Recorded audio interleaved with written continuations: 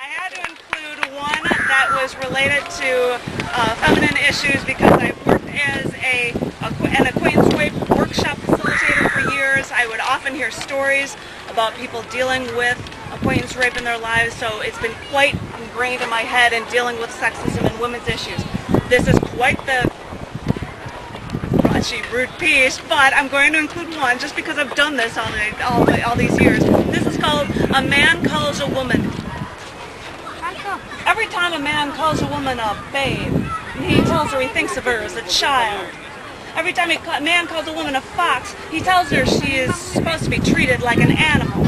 Every time a man calls a woman a honey, he tells her that she's meant to be consumed. Every time a man calls a woman a doll, he tells her she's something to be played with. Every time a man calls a woman a bag, he tells her that she's something to be used. Every time a man refers to a woman as a screw, all he's saying is what he'd do to her. Every time a man calls a woman a girl, he tells her that she can't think like an adult, and of course, shouldn't be treated like one. Every time a man calls a woman a whore, he tells her she's wrong for having sex.